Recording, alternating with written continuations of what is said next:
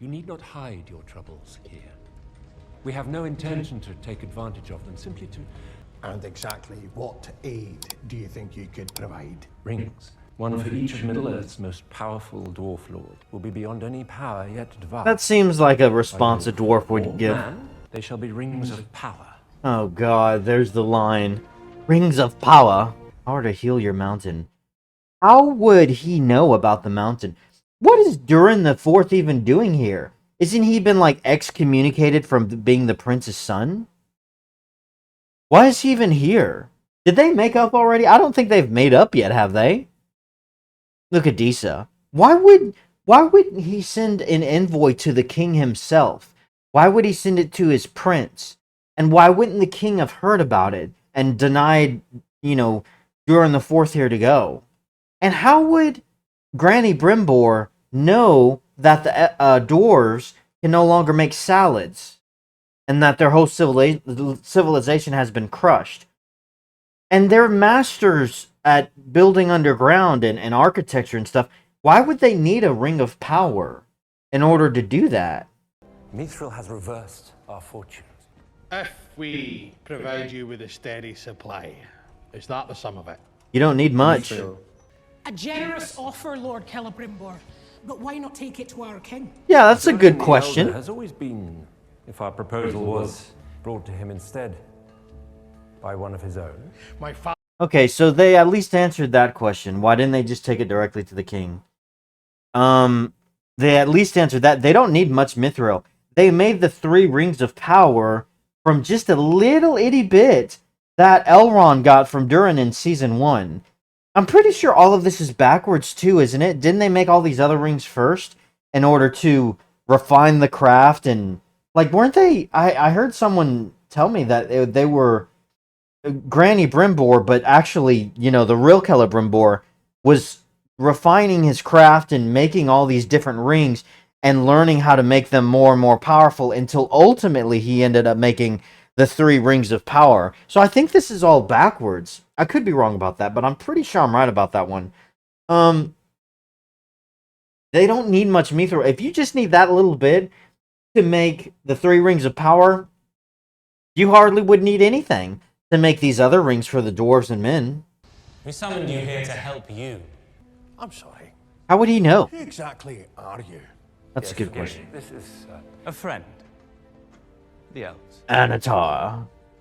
And where's Elrond? Lindom's restoration demands his full attention. He speaks of you so fondly. Lord. Annatar. Elrond said that you were the wisest of all the dwarves. Might we have a wee moment to mull it over? I am Certainly. afraid. Take whatever time you need. What were you thinking? That was such a weird scene. It seemed really choppy to me. Annatar, Mr. Giver of Gifts, is supposed to be extremely persuasive and convincing. Being like this master manipulator. He didn't really come across like that in that scene to me. He came across as kind of pushy, and the stuff that he said about Elrond, you could see it all over Durin's face. He was just like, I did like Durin's response and just kind of his mannerisms in that. He was looking at him and he was just like, is that right? Really? You know, I think you're full of it. So I did like that. Yeah, even Granny Brimbor had to step in there in the end and be like, hey, let's just give them a little bit of time to decide. Let's just chill out and give them a moment to, you know, mold this over. So, Annatar isn't coming across very savvy, very tactful. He's not coming across as, really very persuasive. I still don't even understand what the main goal and purpose of this is. You've already made the three super weapons, 3 most powerful weapons, you know, these rings of power. So, I don't know, like, what is the point? I guess you could say, well, they're trying to convince the dwarves so that... I guess what I'm struggling with is Annatar's plan. Why does he want to make more rings? What is the point of that? You know, is he trying to use them in order to take control of people and and manipulate them or something like that. Why does he want to make more rings? Has he ever even said that? And I guess he's trying to convince the dwarves here and say, hey, you know, if we can get them on our side, we can have access to Mithril, and we can make more rings. But why? And you've already made 3 very powerful rings. If I'm giving the show credit, which I don't think it deserves, but if I'm throwing it a lifeline, I guess you could assume that maybe what's going on is Annatar has convinced Celebrimbor to make more rings, but really the only reason he wants to do that is to establish this connection with the dwarves to have access to Mithril, because he wants access to Mithril not so that they can make more rings for everyone, but he wants to make his own ring, the One Ring, and he needs Mithril to do it. So he spun this lie to Granny Brimbor of saying, hey, we want to help the other races, and let's start with the dwarves and make everyone rings and stuff like that. I don't know. Maybe that's what they're doing. I don't know. Let's hear what he says. Does no part of this sound strange to you? That's for your father to decide. Be hard for him to decide. That's a good response from Durin there. It's the response I would expect from a dwarf. They don't trust elves. Even Durin here, who's been more friendly with Elrond and stuff, he's looking around at this and he's just thinking, for one, Elrond would have never said that stuff about me. For two, magic rings, this doesn't... my guts, this doesn't seem right. You know, I don't know about this. So I'm with Durin here. At least he's making some sense. If there's even a hope of a solution here, no matter how far-fetched, our king needs to know about it. Either you bring news of this to your father, or I will. Oh, I don't like that. I mean, I don't like that at all. I think she's not wrong in what she's saying. I just can't stand it of, like, kind of stepping on his toes, being like, listen, I'm your wife. I'm supposed to be the person here that's supporting you. But if you don't do what I think you should do, I'm going to go behind your back. I can't stand that kind of attitude. I don't like that at all. But the point she's making about, hey, since our civilization is being crippled because we can't eat salads anymore, then if these magical rings have the hope of saving us, then he should at least know about it. She's right about that. I didn't like that ultimatum that she spun there at the end. Time is a luxury we lack.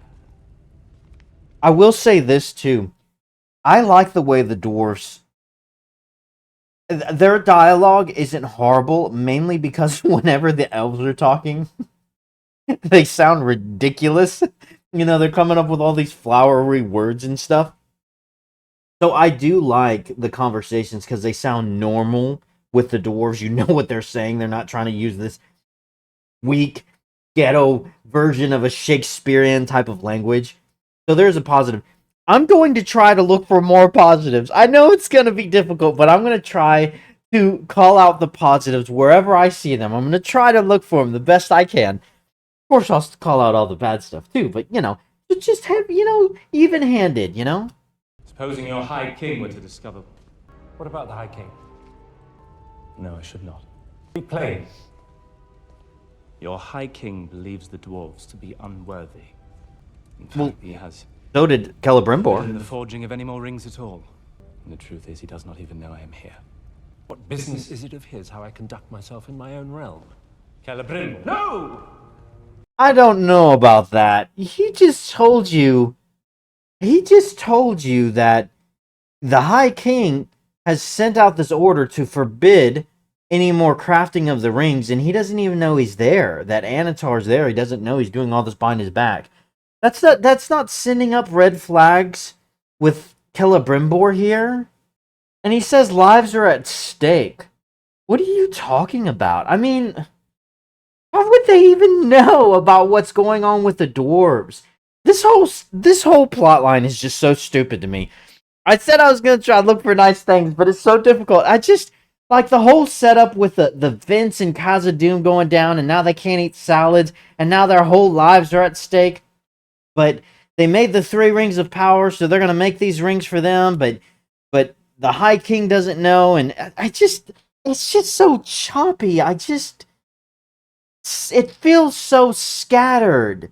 You know, like I'm trying to wrap my mind around it. Like, why are you doing this? And why are they doing that? And I don't know, I'm just listening to this and I'm just like, what?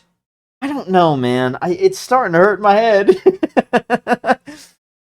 So Celebrimbor's cool with it now. He's just like, well, we're just going to work behind the High King's back. Nevertheless, sooner or later, Gil-galad will discover the truth. What are you doing? And telling him that I'm closing up the forge.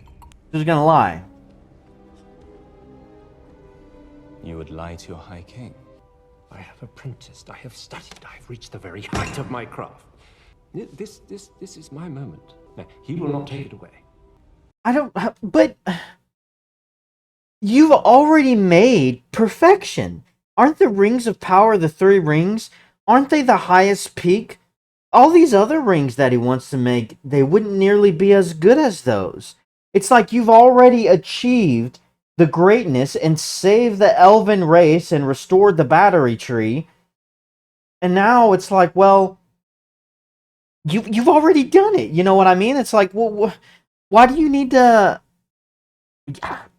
I don't know. Like, what's the motivation here? It's like, well, we're going to make more rings. Yeah, but like, are you just trying to make better rings than the ones you already have? Because the ones you've already made, they've already accomplished what you were setting out to do. So, I don't know, man. Like, even, like, the motivation, I can kind of see it, kind of see where he's coming from. It's like he's focused on his work. He's focused on forging these rings. He really wants to make them. He wants to perfect his craft. But at the same time, it's just like, well, but you've already done it. And the motivations to create these other rings just seem really... Like, what are they? Like, what... I don't know, man. Is that the end of the scene? Oh, evil music. Yeah, I don't know. I feel like everything is so choppy. And it's just, it's like trying to build a stack of cards that's already on a wobbling table. Like, the whole foundation is just so, what are we doing here? You know, it's like the circumstances and just all of the, you know, the randomness of how it feels of Granny Brimbor not learning that this is Sauron, of him not suspecting this is Sauron, even though he knows about Sauron potentially being out there, because Galadriel would never shut up about it. He's already made the Rings of Power, but now he wants to make more rings that aren't as good, and he's willing to betray the king for it. I guess. I don't know. This show, sometimes it makes my brain hurt. I don't know. It just doesn't make sense. This whole thing feels like they took the criticism, and you know, to be fair, they took some of the criticism that they received in season 1, and they're trying to backtrack now. The problem is they've laid the groundwork in season 1 of all these events that happened, and now the story they're trying to spin, they may be trying to write a better story, one that makes more sense, but it ends up making even less sense because of what they did in season 1. And how everything unfolded, and what we know, and just all this stuff. Were they expecting people to watch this who never watched season 1? I don't know.